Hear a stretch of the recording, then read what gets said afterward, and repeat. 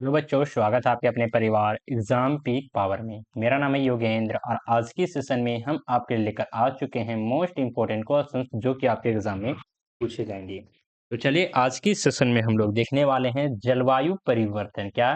तो जलवायु परिवर्तन के लिए उत्तरदायी मानवीय कारक को लिखिए। देखिए, इस क्वेश्चन को अगर हम लोग समझने का प्रयास करते हैं तो कौन कौन से ऐसे मानवीय कारक हैं, कौन कौन से ऐसे मानवीय कारक हैं जिसके माध्यम से जलवायु परिवर्तन में क्या होता है तो प्रभावित होता है या फिर उत्तरदायी होता है। उन सारे कारकों के बारे में हम लोग को इस क्वेश्चन में बताना है, समझना है, लिखना है। तो चलिए देखते हैं आज के इस सेशन में। बहुत ही एकदम इंपॉर्टेंट क्वेश्चन है, आपके एग्जाम में ये क्वेश्चन पूछे जाने की जो संभावना है वो बहुत ही ज्यादा है। इसके कारण से ही हम आपके लिए ये क्वेश्चन लेकर आए हैं एकदम इजी से इजी लैंग्वेज में, ताकि आप लोग आसानी तरीके से, बेहतर तरीके से आप लोग आंसर शीट में लिख सकते हैं। अगर आप लोग इन सारे इससे पहले वाले सेशन को अभी तक आप लोग नहीं देखे हैं, इस पेपर का कंप्लीट तैयारी करना चाहते हैं सीक्वेंस वाइज बेहतर तरीके से, तो आप लोग इसी वीडियो के डिस्क्रिप्शन बॉक्स में चले जाइए। वहां पे आप लोगों को प्लेलिस्ट का लिंक मिल जाएगा, तो वहां जाकर सीक्वेंस वाइज इस पेपर का कंप्लीट तैयारी कर सकते हैं। साथ ही साथ सेशन को लाइक करें, अपने दोस्तों के साथ, अपने क्लासमेट के साथ सेशन को शेयर करें। साथ ही साथ चैनल को सब्सक्राइब करके बेल आइकन को ऑल पर प्रेस कर लें, ताकि आने वाली जितनी भी सारी वीडियोज हो, क्लासेस हो, सबसे पहले आप लोगों को नोटिफिकेशन के माध्यम से प्राप्त हो सके। तो चलिए हम लोग स्टार्ट करते हैं। सबसे पहले हम लोग इंट्रोडक्शन को लिखेंगे, परिचय को समझेंगे। जलवायु परिवर्तन एक गंभीर वैश्विक समस्या है। जो जलवायु परिवर्तन है वो क्या है तो गंभीर वैश्विक समस्या है, यानी कि विश्व लेवल का ये क्या है तो समस्या है ना। और इसके पीछे कई मानवीय गतिविधियां और कारक जिम्मेदार है, यानी कि जो इसके पीछे होते हैं उनमें बहुत सारे ऐसे क्या होते हैं तो मानवीय गतिविधियां होते हैं, साथ ही साथ मानवीय कारक जो कि क्या होते हैं तो जिम्मेदार होते हैं। इन गतिविधियों से ग्रीन हाउस गैस का उत्सर्जन होता है, जो पृथ्वी के तापमान में वृद्धि, ग्लोबल वार्मिंग का कारण बनता है और जलवायु परिवर्तन को प्रभावित करता है। नीचे कुछ प्रमुख मानवीय कारकों का विवरण दिया गया है जो जलवायु परिवर्तन में योगदान करते हैं। तो चलिए एक एक कर हम लोग देखेंगे। सबसे फर्स्ट में आ जाता है क्या तो जीवाश्म ईंधन का उपयोग। जीवाश्म ईंधन का उपयोग किस प्रकार से है तो चलिए समझते हैं। और इस पॉइंट को समझने से पहले जो भी स्टूडेंट इस पेपर का कंप्लीट पीडीएफ या फिर नोट्स अगर आप लोग लेना चाहते हैं तो इस नंबर पे कांटेक्ट कर सकते हैं, जो कि नंबर है 94 370 2606। 94 370 2606 आप लोग इस नंबर पे व्हाट्सएप मैसेज के जरिए हमसे कांटेक्ट कर सकते हैं। साथ ही साथ आप लोगों को व्हाट्सएप ग्रुप का भी लिंक प्रोवाइड करवा दिया जाएगा। तो चलिए देखते हैं। सबसे फर्स्ट पॉइंट में देखेंगे क्या तो जीवाश्म ईंधन कौन कौन से हो जाते हैं तो कोयला हो जाता है, पेट्रोलियम हो जाता है, प्राकृतिक गैस का जलाना।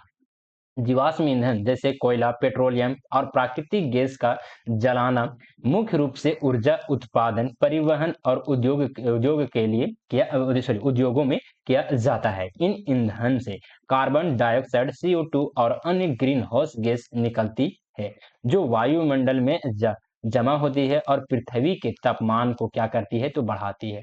उदाहरण के माध्यम से समझेंगे। ताप बिजली संयंत्र, वाहनों का जलना, या फिर यहाँ पे वाहनों का यहाँ पे क्या कीजिए चलना, और औद्योगिक प्रक्रियाएं जीवाश्म ईंधन के प्रमुख क्या है तो स्रोत हैं। चलिए आगे देखेंगे। नेक्स्ट में आ जाता है क्या तो वनों की कटाई। वनों की कटाई यानी कि डिफोरेस्टेशन किस प्रकार से है तो वनों की अंधाधुंध कटाई के कारण से भी क्या होते हैं तो वनों की अंधाधुंध कटाई विशेष रूप से कृषि भूमि के विस्तार और शहरीकरण के लिए कार्बन डाइऑक्साइड को अवशोषित करने की जो क्षमता होती है वो कम करती है। पेड़ और वन पारिस्थितिकी तंत्र का अहम हिस्सा होते हैं। आगे देखेंगे क्या तो जो कार्बन डाइऑक्साइड को अवशोषित करके ऑक्सीजन प्रदान करते हैं कौन तो पेड़ पौधे, समझे ना। जब पेड़ जब पेड़ काटे जाते हैं तो वायुमंडल में CO2 का स्तर क्या होता है तो बढ़ जाता है। उदाहरण के माध्यम से समझेंगे। अमेज़न रेन फॉरेस्ट की कटाई जो विश्व के सबसे बड़े कार्बन सिंक के रूप में कार्य करता है कौन तो अमेज़न रेन फॉरेस्ट। चलिए आगे देखेंगे। नेक्स्ट में आ जाता है क्या तो कृषि गतिविधियां किस प्रकार से है तो गैर प्राकृतिक उर्वरकों और कीटनाशकों का उपयोग। चलिए आगे देखेंगे, इसी में इसको समझेंगे। तो कृषि में रासायनिक उर्वरकों और कीटनाशकों का अत्यधिक उपयोग मृदा में कार्बन डाइऑक्साइड और मीथेन CH4 जैसे ग्रीन हाउस गैस की मात्रा बढ़ाता है। इसके अलावा पशुपालन से निकलने वाले मीथेन गैस के उत्सर्जन में भी वृद्धि होती है, जो जलवायु परिवर्तन का कारण जो कि क्या होता है तो बनता है। चलिए आगे देखेंगे, नेक्स्ट में आ जाता है क्या, तो मांस उत्पादन से किस प्रकार से जलवायु परिवर्तन का जो कि एक कारक माना जाता है। तो चलिए हम लोग देखते हैं, समझते हैं। मांस उत्पादन के लिए बड़े पैमाने पर पशुपालन से भी भारी मात्रा में मीथेन गैस का उत्सर्जन होता है, क्योंकि मवेशी और भैंसे पेट में मीथेन उत्पन्न करती है। चलिए आगे देखेंगे, नेक्स्ट में आ जाता है क्या, नेक्स्ट पॉइंट में देखेंगे, पॉइंट नंबर 4 में शहरीकरण और उद्योग का विस्तार से जलवायु परिवर्तन किस प्रकार से होते हैं।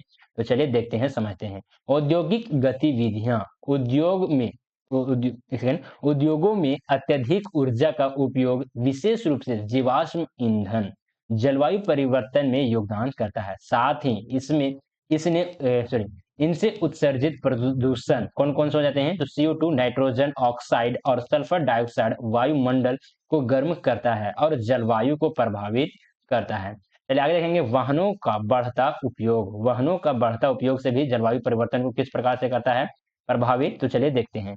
शहरी क्षेत्रों में वाहनों की संख्या में वृद्धि, विशेष रूप से पेट्रोल और डीजल संचालित वाहनों का अधिक उपयोग, वायु प्रदूषण और ग्रीन हाउस गैसों के उत्सर्जन को बढ़ाता है।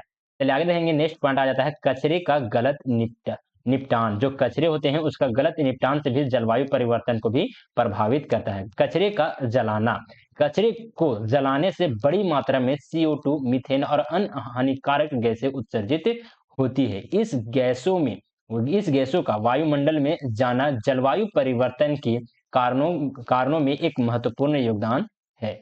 आगे देखेंगे, जैविक कचरे का निष्कासन निष्कासन किस प्रकार से, तो जैविक कचरे जैसे भोजन और अन्य साग सब्जियां जब डंपिंग स्थलों पर दबाए जाते हैं तो वे सड़ने के दौरान मीथेन गैस का उत्सर्जन करते हैं, जो एक शक्तिशाली ग्रीन हाउस गैस है।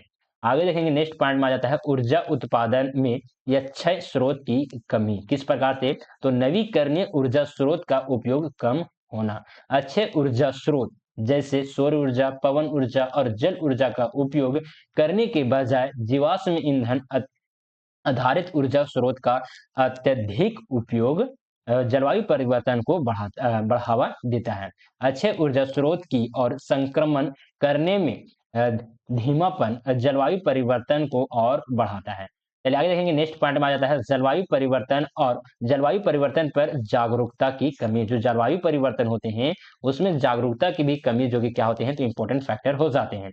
जागरूकता की कमी और सरकार की लापरवाही जलवायु परिवर्तन में जलवायु परिवर्तन के प्रभावों के बारे में जागरूकता की कमी, इसके खिलाफ प्रभावी उपयोग की कमी भी एक महत्वपूर्ण कारण है। अगर सरकार और जनता इसे गंभीरता से नहीं लेती है तो प्रदूषण और अन्य जलवायु परिवर्तन को बढ़ावा देने वाली गतिविधियां जारी रहेगी। अब चलिए आ जाते हैं निष्कर्ष को समझेंगे, जो कि निष्कर्ष इंपॉर्टेंट पॉइंट हो जाता है। आप लोग लिखना बिल्कुल मत भूलिएगा। निष्कर्ष बताने से पहले आप लोग से छोटी सी रिक्वेस्ट है कि अभी तक आप लोग इस सेशन को लाइक नहीं किए तो सेशन को लाइक करें, अपने दोस्तों के साथ, अपने क्लासमेट के साथ सेशन को शेयर करें, साथ ही साथ चैनल को सब्सक्राइब करके बेल आइकन को ऑल पर प्रेस कर लें, ताकि आने वाले जितने भी सारे वीडियोज हो, क्लासेस हो, सबसे पहले आप लोगों को नोटिफिकेशन के माध्यम से प्राप्त हो सके।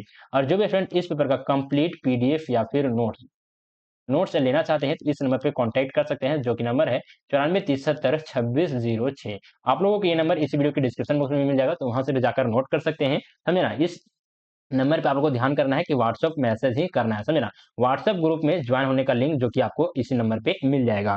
साथ ही साथ जो भी स्टूडेंट टेलीग्राम चैनल में ज्वाइन नहीं किए हैं तो टेलीग्राम चैनल में भी ज्वाइन कर लीजिए, वहां पे आपको क्लास से रिलेटेड, एग्जाम से रिलेटेड सारे के सारे अपडेट दे दिए जाते हैं। तो चलिए निष्कर्ष को हम लोग देखते हैं, समझते हैं। मानव गतिविधियां जलवायु परिवर्तन के लिए मुख्य रूप से जिम्मेदार है। जीवाश्म ईंधन का अत्यधिक उपयोग, वनों की कटाई, कृषि गतिविधियां, शहरीकरण और औद्योगिकरण जैसे कारक ग्रीन हाउस गैस के उत्सर्जन को बढ़ाते हैं, जिससे पृथ्वी का तापमान बढ़ता है और जलवायु परिवर्तन की समस्या गंभीर होती रहती है। इसके समाधान के लिए वैश्विक स्तर पर कार्बन उत्सर्जन में कमी, अक्षय ऊर्जा स्रोत का प्रयास और प्रदूषण नियंत्रण की दिशा में ठोस कदम उठाने की आवश्यकता है। तो चलिए, आप लोगों को ये सेशन कैसा लगा, प्लीज आप लोग हमें कमेंट के माध्यम से अपना फीडबैक जरूर दीजिएगा। और देखिए यहाँ पे 2-4 क्लास और बच जाते हैं, तो इसी प्रकार से आप लोगों को इंपॉर्टेंट क्वेश्चन का जो भी सीरीज होता है आप लोगों को मिलते रहेगा। तो अगर आप लोग इसके बाद जितने भी इंपॉर्टेंट क्वेश्चन अपलोड किए जाते हैं इसी पेपर का, तो आप लोगों को प्लेलिस्ट में ऐड कर दिया जाएगा। प्लेलिस्ट का लिंक आप लोगों को इसी वीडियो के डिस्क्रिप्शन बॉक्स में मिल जाएगा। उस प्लेलिस्ट में लगभग आप लोगों को 20 क्लास दिए जाएंगे। अगर आप लोग 20 क्लास के 20 क्लास को एग्जाम से पहले कंप्लीट वॉच कर लेते हैं, तो एक भी ऐसा क्वेश्चन नहीं होगा जो कि आप लोग एक भी एग्जाम में मतलब कि छोड़ कर आइएगा। सभी के सभी क्वेश्चन ऐसे लगेंगे आप लोगों को कि हम ये भी बना लेंगे, ये भी बना लेंगे, सभी के सब बना लीजिएगा, समझना। तो टेंशन फ्री रहिए, सिर्फ आप लोग प्लेलिस्ट को कंप्लीट वॉच कर लीजिएगा। प्लेलिस्ट का लिंक आपको इस वीडियो के डिस्क्रिप्शन बॉक्स में दिया गया है। साथ ही साथ किसी प्रकार कुछ भी डाउट वगैरह आता है तो आप लोग इस नंबर पर कॉन्टैक्ट कीजिए, आप लोग को हेल्प किया जाएगा। तो चलिए सेशन को यहीं पर एंड अप करते हैं, मिलते हैं आप लोग से अगले सेशन में, तब तक के लिए जय हिंद, वंदे मातरम।